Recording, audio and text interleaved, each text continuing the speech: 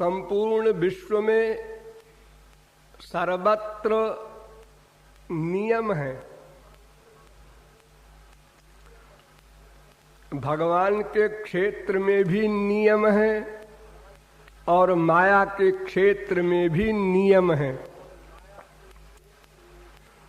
बिना नियम के कहीं कोई स्थान नहीं है। परमाणु परमाणु में नियम काम करता है।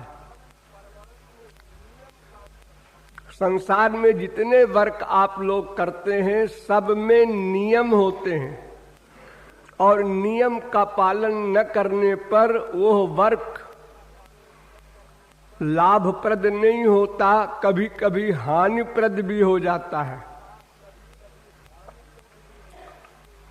अतएव इस साधना में भी नियम है। वे नियम दो प्रकार के हैं, एक बहिरंग एक अंतरंग।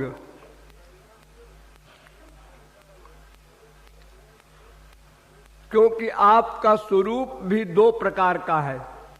एक आपका स्वरूप है शरीर और एक आपका स्वरूप है भीतर वाला अंतःकरण, अर्थात एक सूक्ष्म एक स्थूल। तो बहिरंग नियम में सबसे प्रथम अनिवार्य नियम यह है कि आप लोग कोई भी वार्तालाप न करें। यह इसलिए है कि साधक साधना के साथ साथ वार्तालाप में घोर कुसंग कर बैठता है अनजाने में।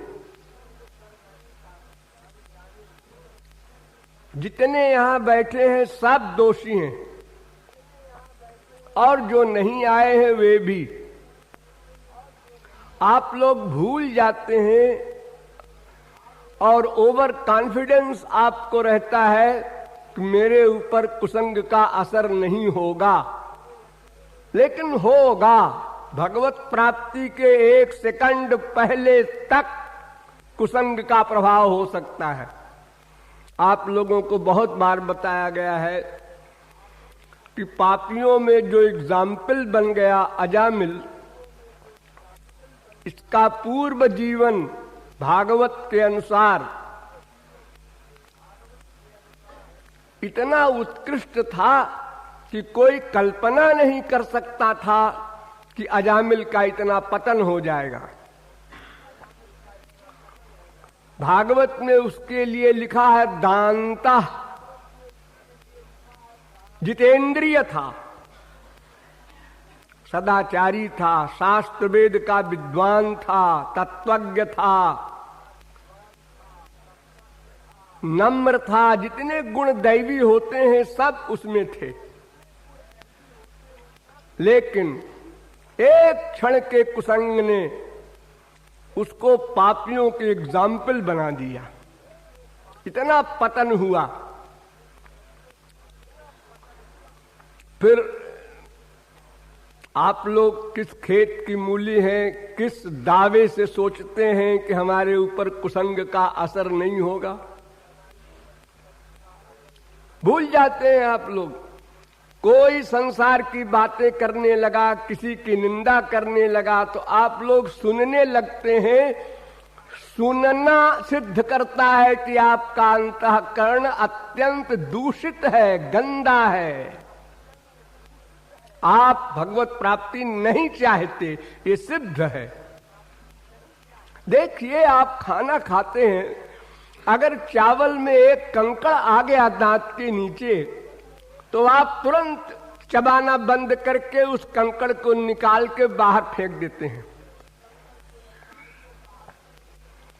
और आप आत्म कल्याण के लिए साधना करते हैं, किसी के अनुगत होकर, और ये भूल जाते हैं कि हम सारे कंकड़ खाए जा रहे हैं, ये पेट में जाकर क्या करेंगे। सुनते हैं कुसंग, दूसरों की निंदा सुनते हैं, फिर मानते हैं। उसके वाक्य को ऐसा मानते हैं जैसा गुरु के वाक्य को भी नहीं मानते। फेथ कर लेते हैं, विश्वास कर लेते हैं, जबकि आप जानते हैं वो भी अल्पज्ञ है, आप भी अल्पज्ञ हैं। जब तक अंतर्यामी कोई न हो तब तक किसी के विषय में कोई कुछ भी कहेगा तो सही नहीं कह सकता। केवल भगवान और महापुरुष ही किसी की स्थिति को ठीक ठीक समझ सकते हैं। अगर इसके पहले कोई दावा करता है कि मैं भी समझ सकता हूं तो उसके समान पागल कोई नहीं है, और उसका पतन निश्चित होगा, आज नहीं कल।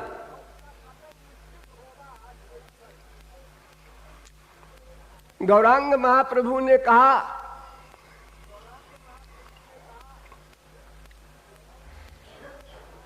हेन कृष्ण नाम लाए बहुबार,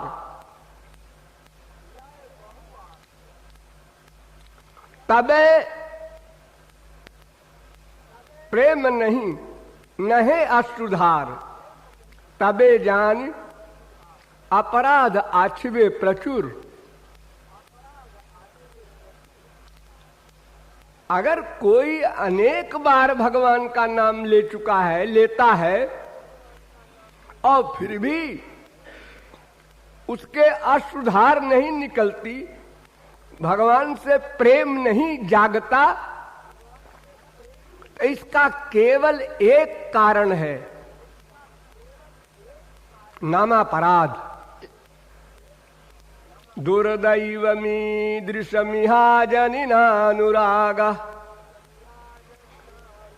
भगवान ने अपने नाम में सारी शक्तियां रख दी हैं, लेकिन उनको लेने पर भी, सुनने पर भी हमारे अंतःकरण में जो बीज नहीं अंकुरित होता प्रेम का, उसका एक ही कारण है, नामापराध।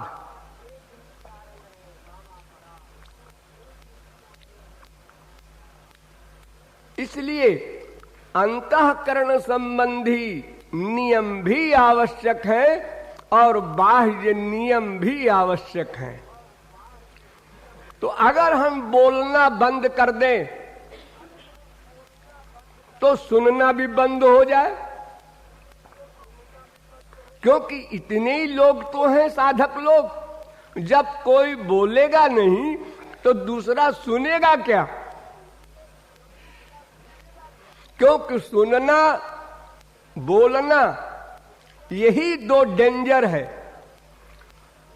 अरे भगवान की बात छोड़ो, संसार में जितने गृहस्थ हैं,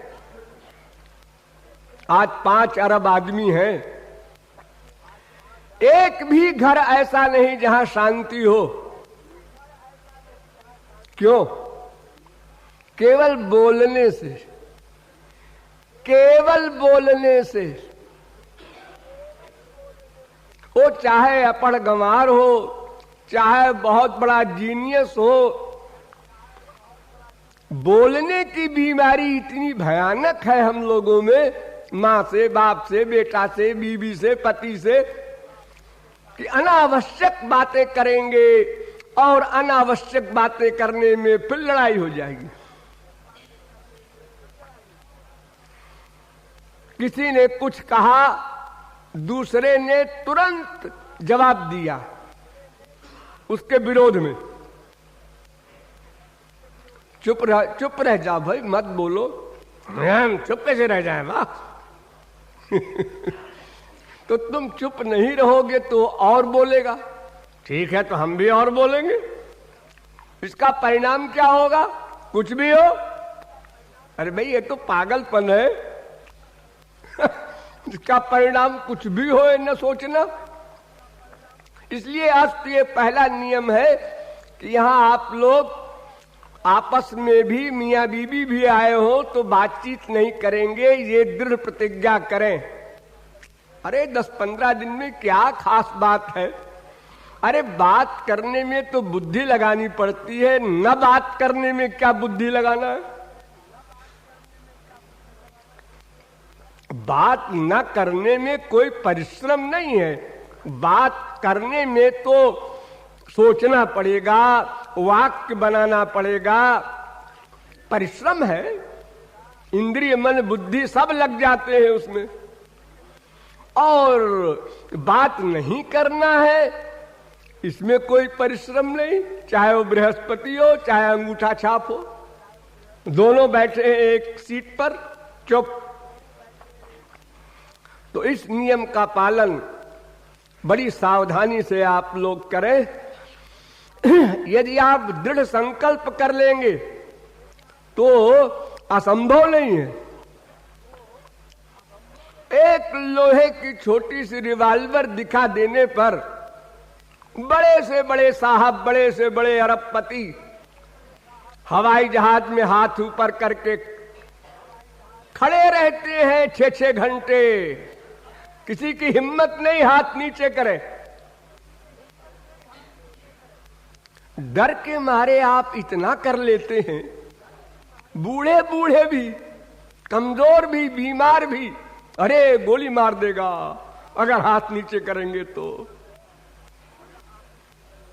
और आत्मा के कल्याण के लिए न बोलना रूपी कर्म करना, ये कोई ऐसी चीज तो नहीं है कि बड़ी कठिन हो। तो इसलिए आप लोग से प्रार्थना है या आज्ञा है, जो भी आपको स्वीकार हो, कि जब तक आप यहां साधना में रहें बातचीत न करें। और जो काम जिस समय यहां पर घंटा नाद के द्वारा बताया जाए, अब नहाने का समय है, अब खाने का समय है, अब चाय का समय है, उस समय आप लोग ठीक समय उपस्थित हो जाएं। वो भी इसलिए कि अगर 100 आदमी भी नाश्ता करने वाले हों और एक साथ न जा करके 1-1 मिनट बाद सब लोग जाएं, तो 100 मिनट में नाश्ते का काम कहीं देने का होगा, फिर उसके बाद करने का। तो इतना अमूल्य समय जो आप लोगों ने अपने जीवन से निकाला है, उसको नाश्ते खाने में इतना समय बर्बाद करना निरर्थक। इसलिए जिस समय जो यहाँ के नियम हो और यहाँ के क्लास टीचर बतावें, उसका ठीक ठीक पालन कीजिए। अपने सामान को संभाल के रखिए। अगर कोई रुपया पैसा अधिक लाया है तो यहाँ रखवा दीजिए, आपको जब जरूरत हो ले लीजिए। और मैंने बहुत बार कहा है, कोई जेवर पहन कर यहाँ पर ना आवे। कोई खो जाए तो फिर वो रोता है, उसी का चिंतन करता है। कोई महंगी साड़ी और महंगे सामान ले करके यहाँ आने का कोई प्रश्न ही नहीं होना चाहिए। ये तो त्याग वैराग्य और भगवत विषय का हिसाब है, ये कोई शादी ब्याह तो है नहीं। ऐसा चप्पल ले आओ कि कोई ले जाए तो हंसी आवे आपको, अरे वो तो पुरानी थी ले गया, कोई बात नहीं। तो इस प्रकार आप लोग जो यहाँ के नियम बताए जाएंगे, समय समय पर उनका पालन करना होगा आपको। बहिरंग नियम हुए और अंतरंग नियम तो बस एक ही है, क्योंकि वेदों का चैलेंज है, चित्त में वही संसार तत्प्रयत्नेन शोधयेत, मैत्रेयी उपनिषद। ये संसार जिसको आप लोग भयानक कहते हैं और जिसके कारण आप दुखी रहते हैं, ये संसार भयानक नहीं है, ये तो भगवान ने बनाया है। भगवान की बनाई हुई चीज कोई भयानक हो सकती है? ये तो अकारण करुणा से भगवान ने आपके शरीर चलाने के लिए संसार बनाया है और स्वयं व्याप्त भी है। एक कमाल देखिए, बना के चले नहीं गए, बनाते समय भी साथ रहे, बनाकर भी साथ हैं और सदा परमाणु परमाणु में व्याप्त रहेंगे। ये आप लोग जानते हैं, लेकिन भूल जाते हैं। तो संसार कोई खराब चीज नहीं है। ये संसार को तो वेदों ने, शास्त्रों ने, पुराणों ने भगवान का रूप बताया है। ईशावास्यमिदग्वम सर्वम, इदग्वम सर्वम। ये जो विश्व आप देखते हैं ये सब भगवत स्वरूप है। इस बात को रियलाइज करने का अभ्यास करना चाहिए। संसार जो खतरनाक है, जिसके कारण आप दुखी हैं, अशांत हैं, अतृप्त हैं, अपूर्ण हैं, वो संसार है मन, चित्त। वो अशुद्ध है, गंदा है, घोर गंदा है। उसको शुद्ध करना है। बस एक काम, संसार की ओर दृष्टि मत डालिए बुरी, इसमें व्याप्त भगवान को मानिए और भगवान का बनाया हुआ मानिए। या तो फिर आप ये मानिए कि भगवान नाम की कोई खफती पर्सनैलिटी है, उसने गंदा संसार बना दिया। और अगर आप कहते हैं भगवान सर्वज्ञ, सर्वद्रष्टा, सर्वनियंता, सर्वसाक्षी, सर्वसुहृत, सर्वेश्वर, सर्वशक्तिमान, अकारण, करुण आदि अनंत गुण गणों से युक्त है, तो फिर भगवान का बनाया हुआ संसार भी उसी प्रकार का है जैसे भगवान है। कोई गड़बड़ नहीं।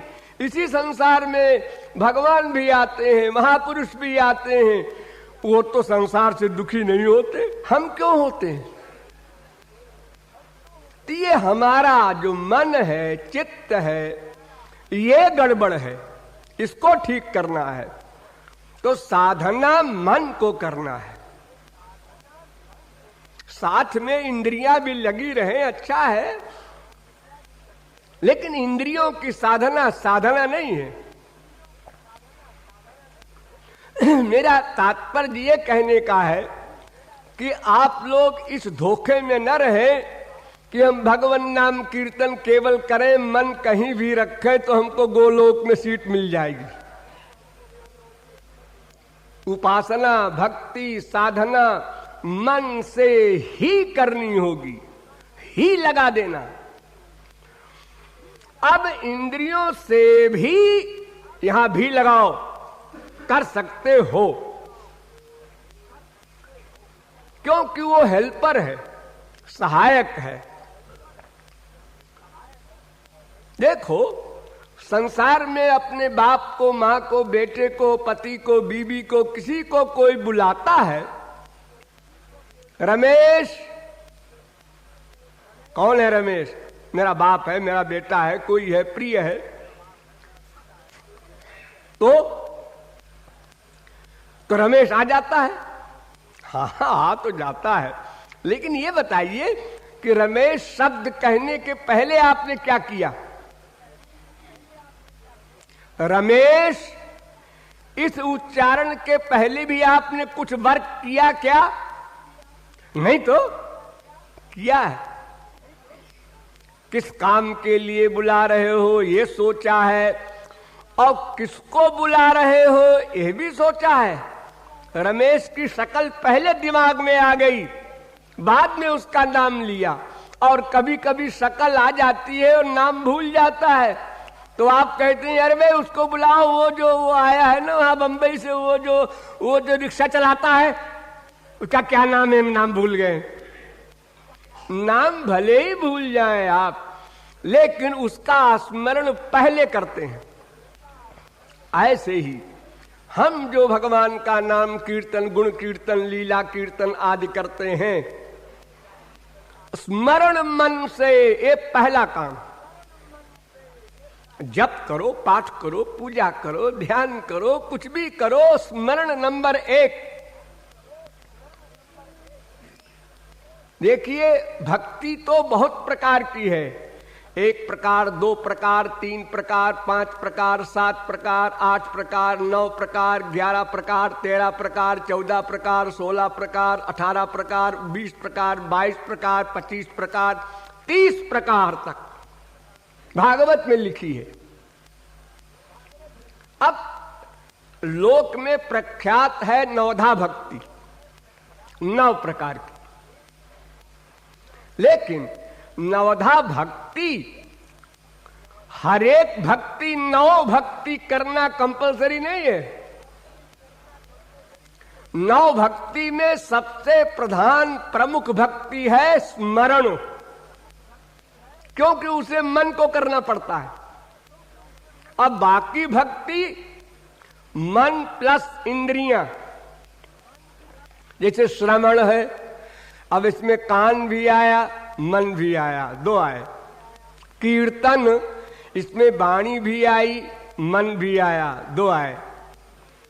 पाठ, इसमें भी वाणी आई, मन आया। अर्चन, इसमें भी हाथ चला पूजा करने और मन चला।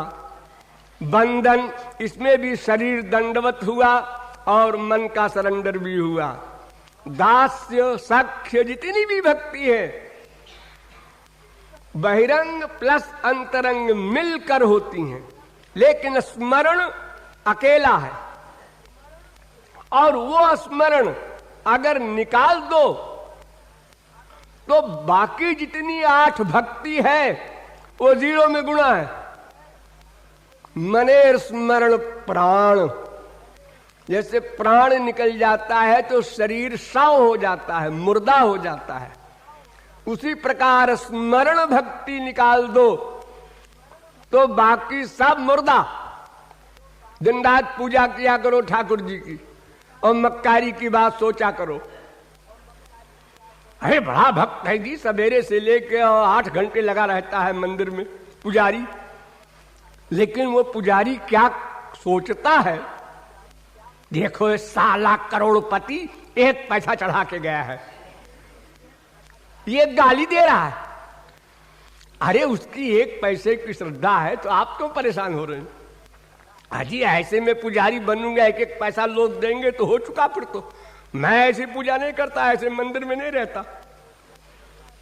ऐसे मंदिर का पुजारी रहूंगा जहां खूब भेंट चढ़े, डेली रसगुल्ला आवे। तो अगर ऐसी हमारी मनोदशा रहेगी तो ऐसे अर्चन से भगवान तो खुश नहीं होंगे, संसार भले ही हो जाए। इसलिए नंबर 1 स्मरण, सर्वश्रेष्ठ भक्ति। नंबर 2 कीर्तन। गौरांग महाप्रभु ने संकीर्तन को नवधा भक्ति में सर्वश्रेष्ठ कहा है। वो इसलिए कहा होगा कि जब कीर्तन करेगा तो कुछ न कुछ स्मरण तो करेगा ही।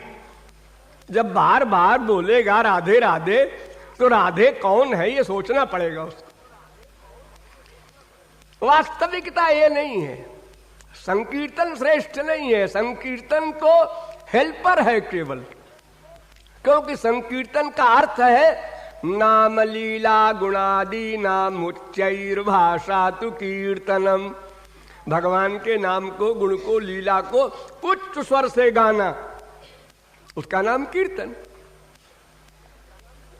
देखो हमारे देश में तमाम जागरण होते हैं आजकल, और जागरण में शराब पी पी करके आते हैं लोग, बाहर के पैसा दे के बुलाए जाते हैं और रात्रि जागरण होता है। अनेक प्रकार के अंड बंड गाने भी उसमें होते हैं और कुछ अपना नाम भी होता है, भगवान का कीर्तन भी होता है। लेकिन वो करने वालों का लक्ष्य क्या है? तो भगवान केवल अंतःकरण के आइडियाज नोट करता है। ये नोट रखना हमेशा, वो क्रिया नोट करता ही नहीं।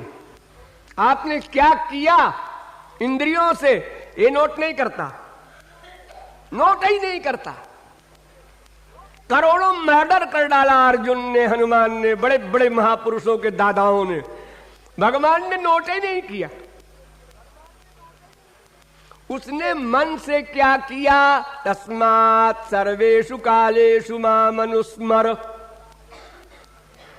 निज प्रभुमय देखहि जगत, सिय राम मय सब जग जानी। उसकी भीतर की स्थिति ये है, बाहर से वो हजारों मर्डर करे, लंका जला दे, गुनाह भीतर से होता है। हमारी दुनियावी गवर्नमेंट में भी कानून बना हुआ है कि अगर उसकी मंशा है, चोरी की मंशा है, मर्डर करने की, तब दंड देना उसको। अगर मंशा नहीं है तो उसका नाम एक्सीडेंट, बाई चांस हो गया, मंशा नहीं थी। उसने गोली मारा, देखिए साहब मेरे हाथ में लगी है, फिर मेरे कुछ नहीं था, मैंने एक घूंसा मार दिया उसके पेट में, पता नहीं कहां जाके लगा कि वो मरी गया।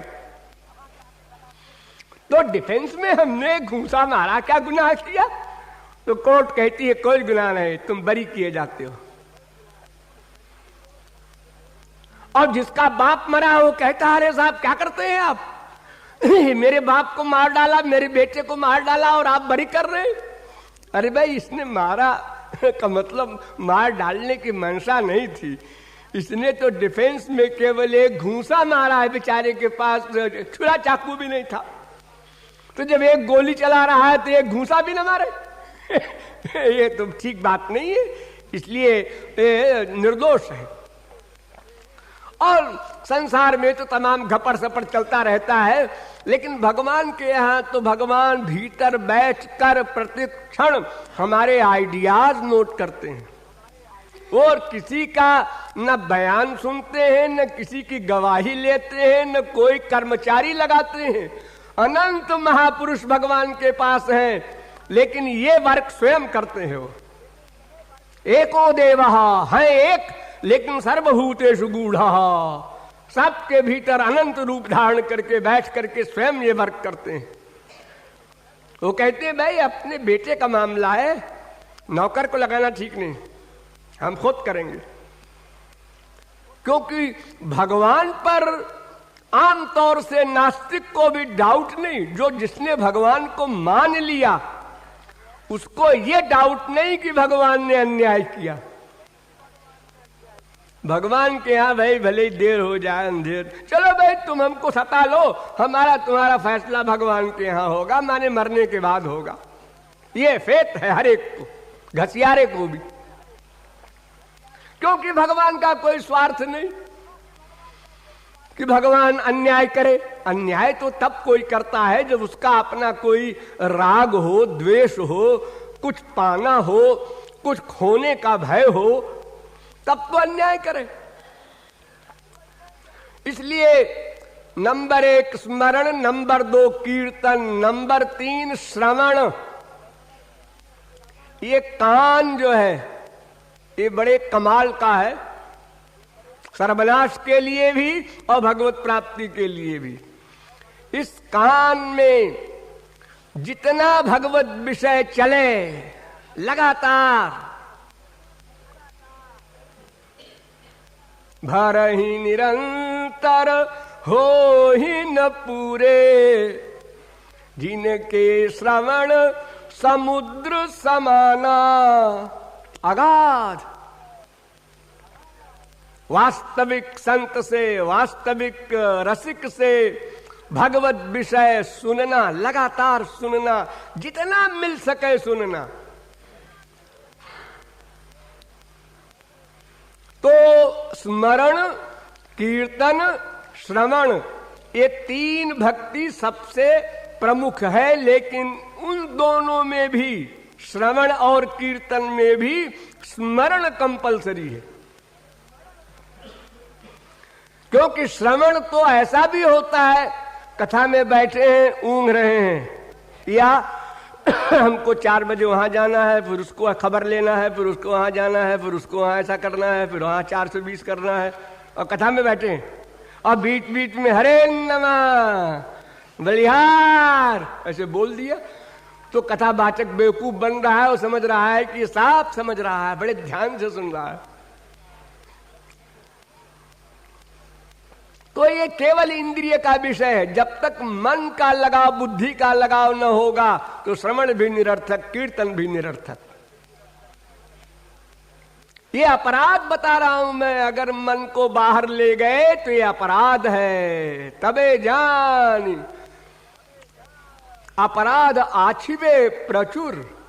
गौरांग महाप्रभु ने कहा कि सबसे बड़ा अपराध है कि तुम भगवान के कार्य में समय देकर भी मन को संसार में ले जा रहे हो।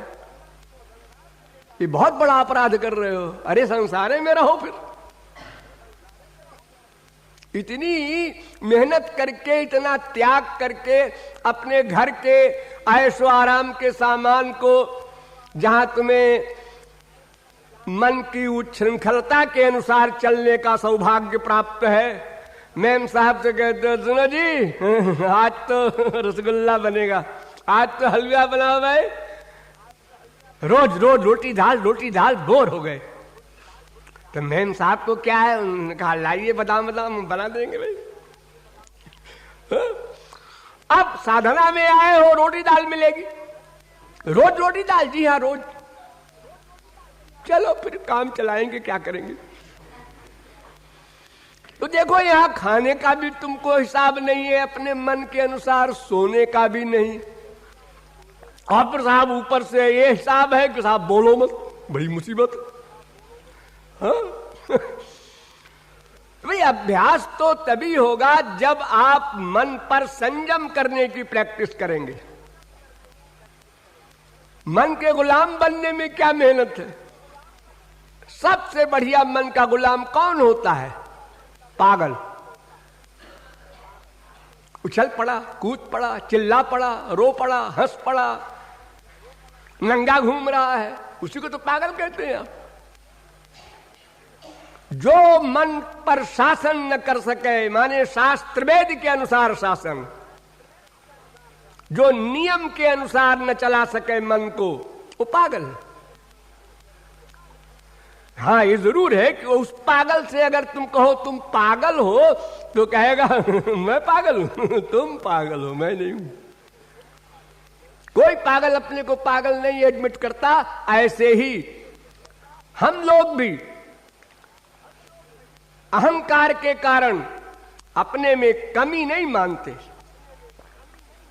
तो कम से कम एक गार्जियन जिसको आपने बनाया है उसकी बात तो मान लेना चाहिए, अन्यथा फिर और कोई मार्ग ही नहीं बचेगा। तो प्रमुख है स्मरण, साथ में श्रवण और कीर्तन। इसीलिए सुखदेव परमहंस ने परीक्षित को 3 बात बताई, श्रोतव्य, कीर्तितव्यश्च, स्मर्तव्यश्चेच्छता भयम। जिसको चरम लक्ष्य की प्राप्ति करना हो, श्रोतव्य, महापुरुषों से श्रवण करो। सताम प्रसंगान मम वीर्य संविदो भवन्ति हृत कर्ण रसायना कथा तज्जोषणादाश्वपवर्गवर्त्मनि श्रद्धारतिर्भक्तिरनुक्रमिष्यति। अगर मन के संयोग से केवल श्रवण भक्ति कीजिए महापुरुष के द्वारा, मन के संयोग से मन बुद्धि को उसी में लगाए रहिए अनुकूल भाव से। तर्क वितर्क कुतर्क अतितर्क संशय इसको आने न दीजिए, तो श्रद्धा फिर रति फिर भक्ति अपने आप आ जाएगी बिना बुलाए। तो श्रवण भक्ति। और अगर महापुरुष नहीं मिलता हमेशा, तो साधक भी श्रवण भक्ति कर सकते हैं। एक व्यक्ति भगवान की कथा सुना रहा है, भगवान के पद सुना रहा है, भगवान की लीलाएं सुना रहा है, गुरु के गुण सुना रहा है, सुन रहे, वो भी साधना है। तो 3 साधना भक्ति बताई सुखदेव परमहंस ने। श्रोतव्य, कीर्तितव्यश्च, कीर्तन करो, और स्मर्तव्य, स्मरण करो। इसलिए मन से राधा कृष्ण का ध्यान करना, ये पहला काम। अरे भाई, जिसकी भक्ति कर रहे हो, जिसका नाम ले रहे हो, जिसकी लीला गान कर रहे हो, उसको सामने तो लाओ मन के। अब आंख खोल कर तुम ध्यान न कर सको, अगर आंख बंद करके करो, यहां से शुरू करो अभ्यास। बाद में फिर आंख खोल के भी होने लगेगा। इतने आदमी बैठे हैं और वो ध्यान आंख खोल के कर रहा है। श्री कृष्ण वो खड़े हैं वहां से, ये चले, ये चले, ये चले, यहां आए, मेरे पास आए, यहां खड़े हो गए। फिर आप ये भी कर लेंगे, केवल अभ्यास। देखो संसार में सर्कस वाले कितने कितने विचित्र विचित्र काम कर लेते हैं। आप देखने के लिए पैसा खर्च करते हैं, और आपसे कोई कहे क्यों साहब आप कर सकते हैं, मेरे बस का नहीं है। क्यों जी, वो जो सर्कस में काम कर रहा है, किसी दिन तो शुरू किया होगा उसने वो सीखना। हाँ जरूर किया होगा, कोई गर्भ से थोड़ी सीख के आया। तो ऐसे ही आप भी सीख सकते हैं। हाँ हाँ हो सकता है, लेकिन साहब बड़ा असंभव लग रहा है हमको।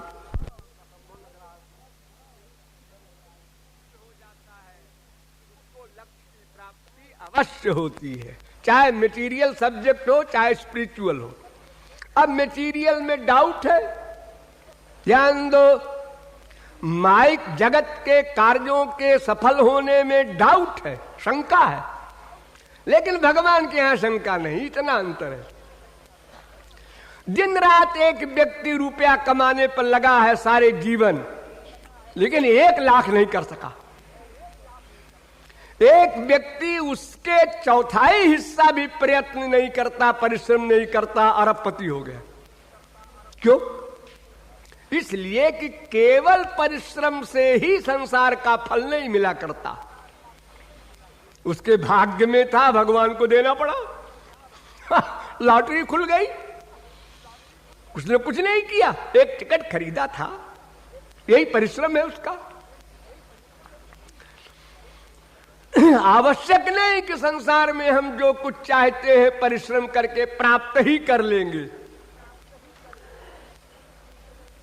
एक बेटा पैदा हुआ, उसको हम चाहते हैं इंजीनियर बने, डॉक्टर बने, प्रोफेसर बने, लीडर बने, अमुक बने, तमुक बने, आवारा बन गया। दिन रात उसके पीछे लगे रहे, टेंशन मोल लिया, खोपड़ा खराब किया, अपना जीवन बर्बाद कर दिया उसके पीछे।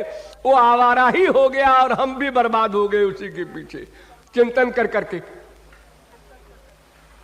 तो लेकिन भगवान के यहां ये सब नहीं है, वहां कोई डाउट नहीं, कोई गड़बड़ी नहीं। हम जितना प्यार करेंगे उतनी कृपा उधर से नपी तुली मिलेगी।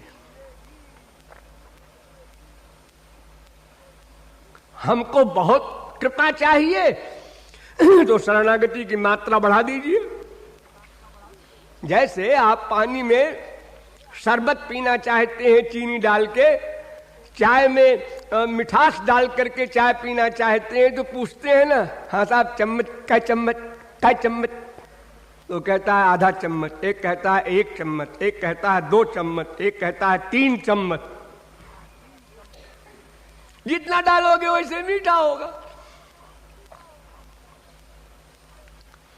तो जितना हम प्यार चाहते हो, कृपा चाहते हो भगवान का, गुरु का, उतना हम करें बस।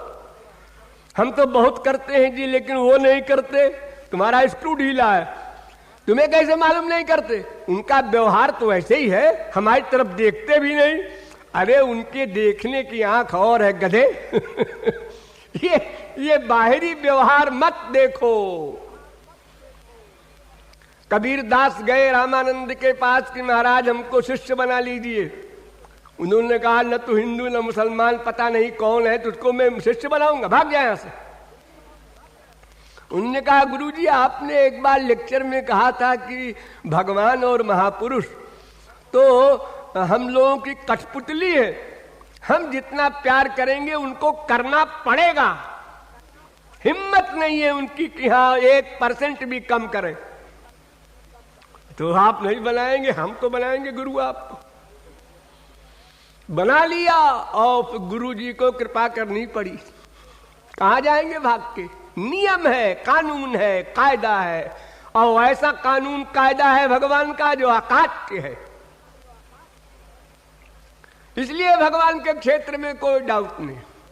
अंधे बनकर चलो। वेदव्यास ने कहा धावन निमील्यवा नेत्रे न स्खले न पते दिय। आंख बंद करके भागो, डरो मत। केवल फेथ चाहिए, विश्वास चाहिए। आप लोग तमाम महापुरुषों की लाइफ पढ़े होंगे। धन्ना जाट है, अमुक है, तमुक है। क्या था? इतने मूढ़ थे लोग कि जिनकी मूढ़ता को संसार वाले देख के हंसा करते थे। इतना गधा है, इतना जाहिल है, इतना बुद्धू है। लेकिन उसने भगवत प्राप्ति कर लिया केवल विश्वास के बल पर। और जिसके विश्वास नहीं है, ये 4 अंगुल की खोपड़ी लगाता है भगवान में, महापुरुष में, उसके अनंत जन्म बीत गए। अनंत भगवान के अवतारों को देखा, अनंत संतों को देखा, उनके पास गए, लेक्चर सुने और वहीं के वहीं खड़े। तो इसलिए ये 3 प्रकार की भक्ति करना ही साधना है। और यहां इन्हीं तीनों की भक्ति बताई जाती है। उसका आपको यथासंभव सदा पालन करना है। आप जा रहे हैं बाथरूम, जाइए, शरीर की क्रिया है, कंपलसरी है, लेकिन रास्ते भर आप स्मरण करते जाइए। क्या खर्चा होता है, क्या व्यय होता है आपका? श्वास श्वास से धे, श्वास खींचिए, छोड़िए, धे। मुंह से न बोलिए, केवल मन से जप होता है श्वास के द्वारा। प्रैक्टिस कीजिए 10 दिन 20 दिन, अपने आप होने लगेगा। ये कोई बड़ी हवा, बड़ी भारी चीज नहीं है। देखिए, आप लोग पलक भांजते तो आप लोग समझते हैं अपने आप भंजती होगी, अपने आप नहीं भंजती।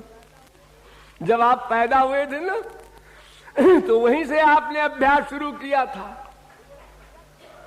ये प्रयत्न से पलक भंजती है, नेचुरल नहीं है, लेकिन वो लगती नेचुरल है।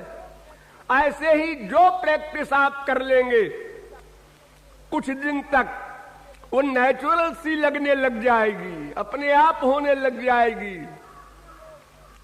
कितने लोग बात करते करते ऐसे सिर कर देते हैं, कोई ऐसे हाथ कर देते हैं, आदत पड़ जाती है, हमेशा करते रहते हैं बच्चे। और उनसे पूछो ऐसा क्यों करते हो? मैं क्या करता हूं। कोई यो नाक कर देता है, कोई कुछ, सबकी अलग अलग बात है। अरे मेरी भी कुछ होगी, आप लोग नोट किए होंगे।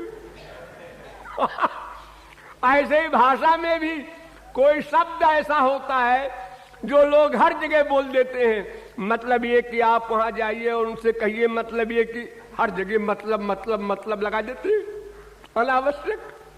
ये क्या है? अभ्यास। तो अभ्यास करना होगा। उसी अभ्यास के लिए आप लोग अपना घर छोड़कर यहां आए हैं, कष्ट सह करके। तो 24 घंटे काम में लीजिए, जब तक होश में रहिए। अब आप सो गए, ठीक है, आपकी जिम्मेदारी खत्म। साहब सोने के बाद तो सपने में हमें सांप बिच्छू और सब दिखाई पड़े, कोई बात नहीं है, जाने दो। जब तक होश में हो तब तक तुम्हारी ड्यूटी है। सपने की बात भगवान नोट नहीं करता, ये भी याद कर लो। सपने में जो आप मन से बनाते हैं संसार, उसको भगवान वर्क नहीं मानता, वो नोट नहीं करता। हजारों मर्डर कर डालिए आप सपने में, उससे कोई मतलब नहीं। बहुत से भोले भाले लोग स्वप्न का बड़ा महत्व देते हैं हमको चिट्ठी लिखते हैं, महाराज जी मैंने सपने में ऐसा देखा है, और एक जो पंडित जी कह रहे थे ऐसा देखने वाला तो बड़ा खराब होता है। अरे अरे स्वप्न का मतलब क्या है? बेमतलब, ये मतलब, इसका कोई मतलब ना हो, वो स्वप्न है। इसलिए स्वप्न के बारे में कुछ नहीं सोचना है। जब तक आप जागृत अवस्था में हैं, आपको साधना कीजिए और स्मरण प्रमुख रखिए, साथ में कीर्तन हो, श्रवण हो, और कुसंग से बचने का सबसे प्रमुख स्वरूप बना रहे, यानी गंदी चीज ना आने पावे। एक बार साबुन लगाया, थोड़ी सी गंदगी गई कपड़े की, दोबारा फिर लगाओ, तेबारा फिर लगाओ, बीच में उसको गंदगी में न डुबाओ। लगातार 2 लकड़ी को, बांस को रगड़ा, रगड़ते जाओ, रगड़ते जाओ, रगड़ते जाओ, आग निकलेगी निकलेगी निकलेगी। और अगर आपने रगड़ा फिर रख दिया, अब टेम्परेचर डाउन हो गया उसका, फिर रगड़ा फिर रख दिया, तो ठंडक आ गई उसके अंदर, तो फिर वो घिस करके टूट जाएगी, आग नहीं प्रकट होगी। गड़बड़ ना आने पाए, ये शर्त है। तो सारी लाइफ का तो हम आपको नहीं कह रहे हैं, लेकिन जब 10-20 दिन यहां आप रहेंगे तब तक तो आपको कोई काम नहीं कि साहब वो ऑफिस जाना है, महाराज जी वो बातें है कि वो बात, कोई बात नहीं है। यहां जिस काम के लिए आए हो केवल वही काम करो, फिर देखो उसका प्रभाव क्या पड़ता है। फिर तुम घर में भी तुमको वो करना पड़ेगा। यही अभ्यास तुमसे आगे भी अभ्यास कराएगा, रहा नहीं जाएगा बिना किए, अगर ठीक ठीक मेरी राय के अनुसार करोगे। तो ये साधना जो होने जा रही है उसके बारे में समय समय पर आपको डिटेल में बताया भी जाएगा। हमारे तमाम विद्वान और विदुषी लोग हैं, वो भी बताएंगे, और बहुत कुछ आप सुन चुके हैं, जानते भी हैं, लेकिन जानने मात्र से कुछ नहीं होगा, प्रैक्टिकल करना होगा, क्रियात्मक रूप देना होगा। जानने से तो केवल पहली भूमिका बनती है। देखो, एक एडवोकेट कानून जानता है, लेकिन वकालत करते समय कानून को धोखा देने का अभ्यास करता है। जानने से क्या होगा? मानना आवश्यक है, जानने के बाद उसको मानना, उस पर विश्वास होना, यह आवश्यक है। जानना, बिना जाने क्या मानेगा वो? लेकिन जानने में ही रह जाए, साधना में ना प्रैक्टिकल स्वरूप बनावे, तो फिर उसका जानना उसी प्रकार होगा जैसे कोई करछी होती है, उस करछी में आप तरकारी भी उससे निकालते हैं, हलवा भी उससे निकालते हैं, खीर भी उससे निकालते हैं, और जरूरत पड़ गई तो आग भी उसी में रख लेते हैं। तो वो बेचारी करछी को क्या पता है कि हलवा कैसा होता है, रसगुल्ला कैसा होता है, आग कैसी होती है। तो उसी प्रकार अगर हम जानने का बड़ा भारी भंडार भी इकट्ठा कर लें तो जानना हमारे क्या काम आएगा। इन्होंने पीएचडी किया है पाक शास्त्र में, लेकिन 4 दिन से भूखे हैं और सामान सब है इनके घर में, लेकिन ये कहते हैं कौन बनावे, कौन बनावे हमारे, कौन बनावे, कौन झगड़े में पड़े। तो इससे तो नहीं भूख शांत होगी। इसलिए साधना करना होगा।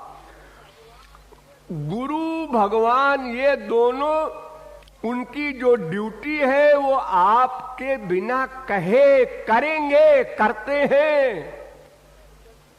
आप उसमें एनर्जी वेस्ट न कीजिए कि आज गुरु जी से ये मांगेंगे। अरे कोई जरूरत नहीं मांगने की। जिस क्लास के याचक को जो चीज मिलनी चाहिए वो बिना मांगे देगा, मांगने का प्रयास क्यों करते हो बिला वजह? तुम अपनी याचना ठीक करो, अपना बर्तन ठीक करो, बस चित्त की शुद्धि करो। और चित्त की शुद्धि के लिए ये 3 प्रकार की भक्ति साधना करो और क्षण क्षण का उपयोग करो। बस यही हमारा आदेश है, यही हमारी प्रार्थना है। अब आप लोग साधना प्रारंभ करें, मैं तो बक्की हूं, बोलता रहूंगा ऐसे ही। हाँ बोलिए लाडली लाल की।